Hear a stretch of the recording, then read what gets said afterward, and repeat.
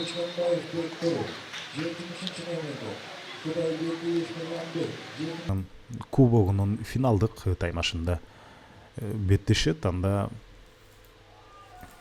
мына ушундай керемет голду демек жаратып кетишти. Мурас Юнайтед ал эми старттык курамда чыккан Артем Сердюк бүгүн оң канаттан Бекзат Кенжебеков топту чыгарып берди. Ал эми ушул жерде аны карай турган атаандаш Бектур Замирбек уулу анар мүмкүнчүлүктү пайдаланганга аракет кыларын айтсак болот. Мына азыр кандай сокку карама каршы тараптан азыр буштан чыгаруу ишке ашат. Кубоктук беттешинде финалдык таймашта ойнорун айтып өттүк эле. Азыр сонун сокку, кенди гол. Экинчи аракети менен Дэвид Кенди ошентип гол киргизип кетти. Сердюк менен Сердюктун таманы менен керемет пасы. Биринчи соккуну мына кайтарды колу менен, бирок албетте экинчисине жете алган жок.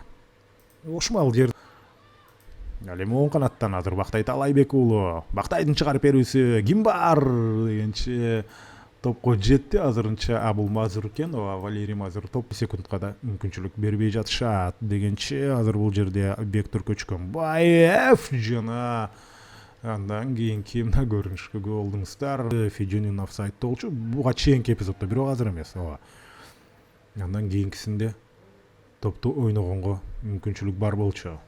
Караңыздарчы. Оюнчулар эмне болуп катачылык кетирип атат. Бирок алардын катарсын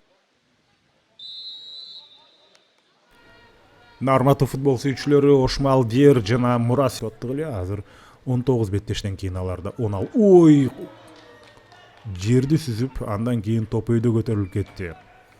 Бул жерде бир жыл дегендей айтты. Бул эмне кылган тато Сердюка ал чыныгы тирөөчү оюнчу Кенди соккузатты, коргоочудан кайтты, өзү аркылуу тепкиси келген. Ушул жерде ал жакта дагы деле эсеп сандары 0-0. Азыр кандай сонун кирип барды Власичев жана гол! Кандай сонун кирип баруу. Жөө жүрүштү мына бурчтан баштады дагы, аягына чейин келип атаандаштар ал жер командасында мына карасаңыздар. Буга чейин 2 оюнчуну аралап өткөн эле. Андан кийин жана ышкырык жаңырды. 3 мүнөт кошулган экен, 4 эмес. Ышкырык жаңырып, ошентип биз 20-турдун алкагындагы Ошмо